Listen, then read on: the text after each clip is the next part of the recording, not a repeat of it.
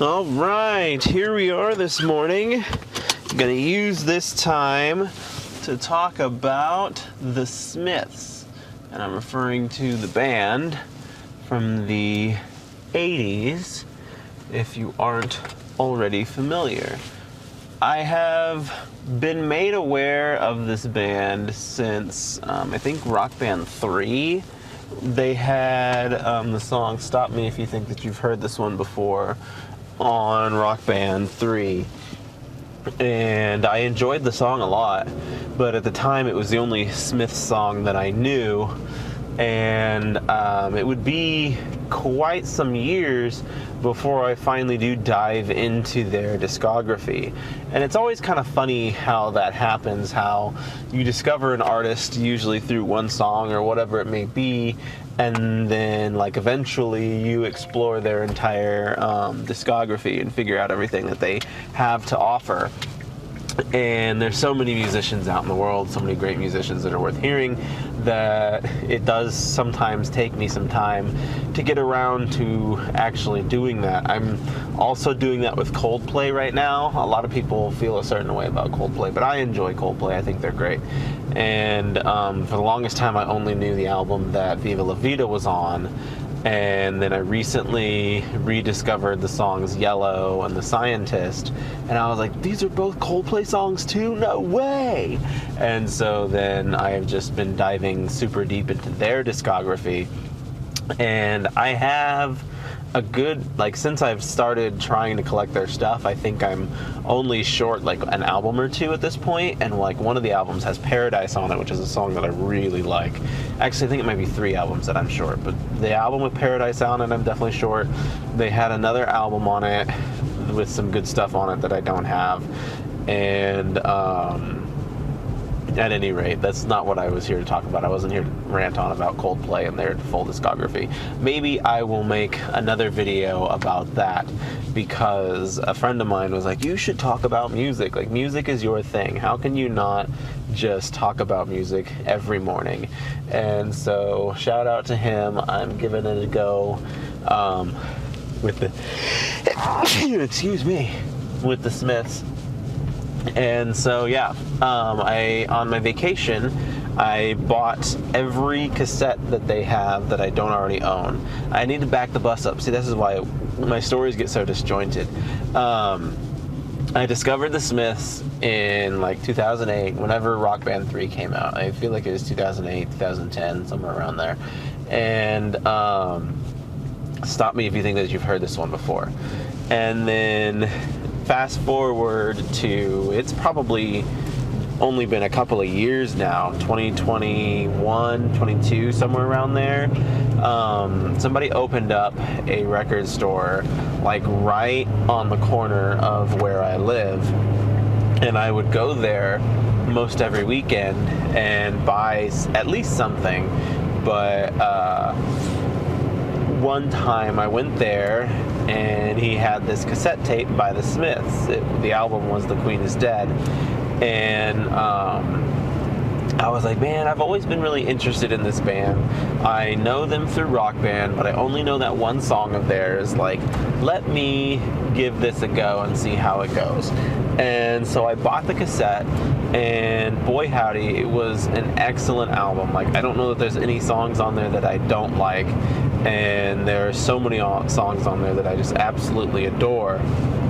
And so at that point in time, I decided, I was like, I am going to own the Smiths album at some point in time. But since I am weird and I like consistency, since I bought that one on cassette, I wanted to have them all on cassette. And so I refused to buy the Smiths on any other medium outside of cassette. And because I can remember being at a bigger record store up in a bigger city from where I live, and they had The Hateful Hollow on vinyl, and I did not pick it up. Now, granted, I am way over vinyl. It's too persnickety of a medium, and it is way too pricey. I initially, when I first got into actually collecting music, this is probably 2006 or so when I started getting more serious about it. I was in middle school, and CDs were still very much so like the thing. Like people released music on CDs. You could find brand new CDs in stores, and they were the medium of choice. And that's when I started collecting. That's what I was collecting. Well, when I discovered that, because I've also been like building a database, a music database, for quite some time as well. And when I discovered that I could convert analog mediums into this digital database, that changed everything, because now I could buy cassettes and I could buy vinyl and I could convert them into my digital library. And at the time, cassettes and vinyl were incredibly cheap. Like, I could find a record for like 25 cents and I could find a cassette for 10 cents. It was stupid how cheap these things were. And so that is what initially caused me to turn into those mediums. And I had my vinyl phase. It's funny because like I am like a hipster in the literal sense, that like I literally am into things before the rest of the world is into them, and it's by complete happenstance and not because I am trying to be a hipster by any means. But I was into vinyl. I had my vinyl phase well before the rest of the world decided that vinyl was cool again. And my parents bought me this turntable that I still have to this day that I can use to convert vinyl with. And that's what I would do, is I would buy albums, so long as if I didn't care that it might skip or something, I would buy it on vinyl. Like if I want an album, if it's an album that I just absolutely have to have, there's something important on that album, I'm going to buy it on CD because that's my preferred medium. But if it's something that I want to own, but I don't mind owning, if it's not in the greatest of condition, I'll buy it on vinyl or cassette. And so that was my phase, and I went through it, and I lived through it, and I collected a good chunk of vinyl. I amassed a pretty hefty amount of vinyl in that time. Well, then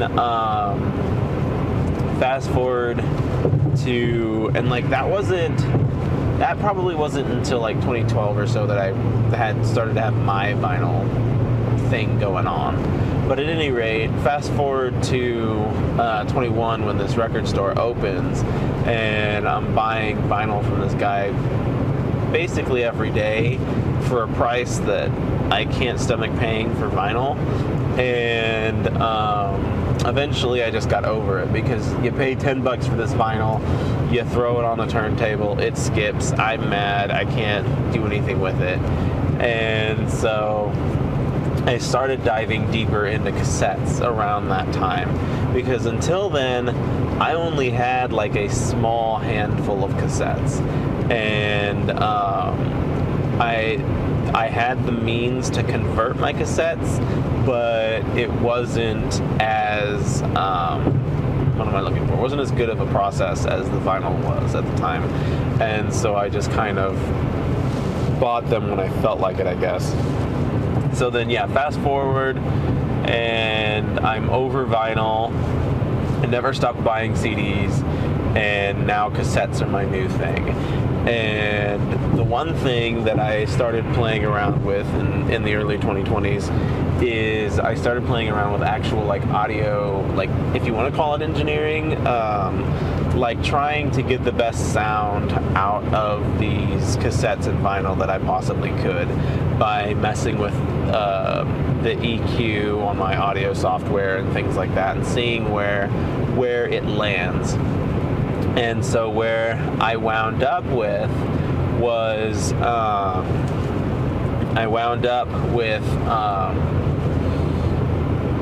like I could get a lot better sound out of a cassette. There's a lot of room for growth there than there was like for the vinyls, and I don't even mess with the CDs. But so that's why I started getting into cassettes. And then I bought the Smiths cassette and had a heck of a time playing with that. It was a great album, and I got some really good sound out of it. And so then I decided, I was like, I'm going to get the rest of the Smiths discography on cassette. But here we are. Like I said, it's been some years, and I absolutely positively cannot find any more of their cassettes anywhere. So I did what every music buyer hates and loves to do all at the same time, and that is I went online. Now the great thing about going online is I can find whatever I want online. Like, I don't have to worry about not finding what I want. But the horrible thing about buying things online is it's not nearly as satisfying. Like, going out in the wild as we music folk play it and finding an album, like something that you've been looking for a very long time, it's a kind of high that online shopping cannot match. Because like, when I go to one of the record stores and I find something that I've been looking for, I'm like, oh my gosh, like I said, it's an inescapable feeling. But then when I just go online and I type the name of the thing that I'm looking for, and oop, there it is, and I buy it, it's less exciting. It's a little bit exciting when it comes in, you get to listen to it, sure, but it's not the same. And so at any rate, I broke down and I bought the Smiths cassette album that they had. I even bought the Hateful Hollow, which is actually a compilation, and I don't buy compilations typically, but they have a couple of original songs on there that I can't get anywhere else, so that is what I did. And like, all in all, they have a pretty impressive discography. I feel like they started to more or less find their sound by The Queen Is Dead, and by that time they only released one more album before the band had like one of the biggest and nastiest breakups of all time. And so it's interesting to me because of course I'm always interested. I'm like, I wonder what all these people made. But like, their first two albums were kind of meh for me. There's a couple of songs on them I like, and then there's a couple of, and I feel like a good chunk of it I was just kind of like, whatever. And then the second two albums were phenomenal. Like, The Queen Is Dead is definitely my favorite album, which is unfortunate when like the first album you buy of this band that you've recently discovered is also your favorite album, because then like anything you buy is not going to be able to measure up to it. But their first album was alright, their second album was alright. I think The Queen Is Dead is their third album, which is great. And then I don't remember the name of their fourth album. It's the one with Stop Me If You Think You've Heard This One Before on it. That album was great as well. And so it's a shame because the band broke up. They had barely even been together when they broke up. And they had like one of the nastiest breakups of all time. The lead singer of that band, Morrissey, I think that's how you say his name, he's, by what I read, he sounds like he's a bit of a jerk and someone who's difficult to work with. And at one point in time when they broke up, Morrissey and the lead guitarist were earning like 40% of royalties between the two of them. Well, no, not like each. Like, Morrissey was getting 40, the lead guitarist was getting 40, which left 10 for the bassist and 10 for the drummer. And that's what led to the breakup, because they were like, hey, like, why are our royalty portions so dang small? And Morrissey and the lead guitarist were like, you guys are session musicians. You are not band members proper. And so it led to this whole big falling out.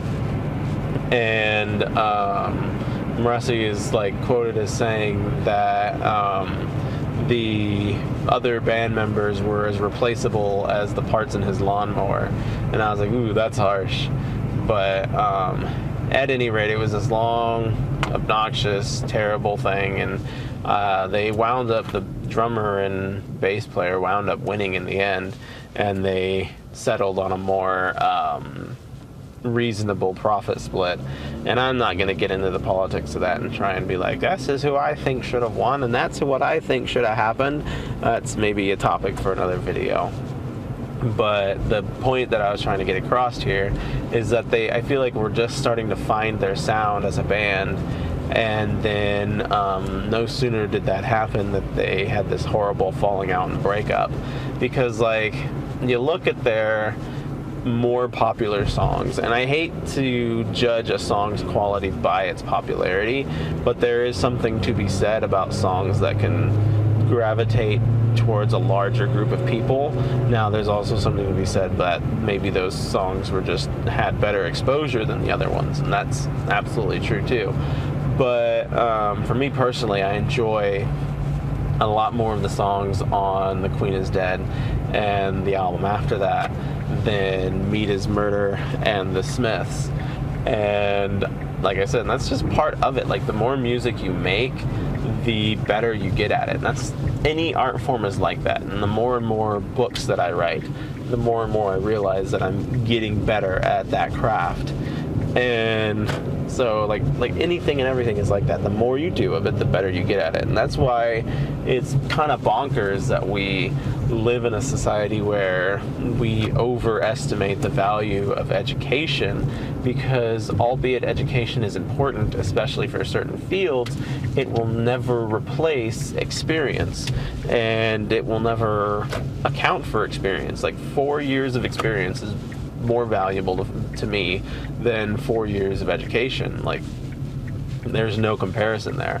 Because, and especially in like a specific instance, like no instance of something is exactly the same. Like, if I were to do 4 years of making music in a specific band versus 4 years of learning music in a prestigious school, like, you get value out of both of those things. But if that band is the band that you're going to be performing in, there's more value to be had in the 4 years of experience you had performing with that band, as opposed to just the general knowledge you get of teaching. And I'm not trying to devalue the school, but I am trying to like put it in perspective as to maybe that we have overvalued it as a society, and that's just where we are. So at any rate, a little bit of a tangent here. Was really just supposed to be talking about the Smiths and their discography, and I feel like I did say some things about that, and some things that need to be said, some things that maybe didn't, and kind of get that across. And we'll see how this music related topic gets over with the people. Hopefully it does, and you guys had a good time just hearing me chat about stuff. Anyway, I'll catch you next time. Thanks for stopping by.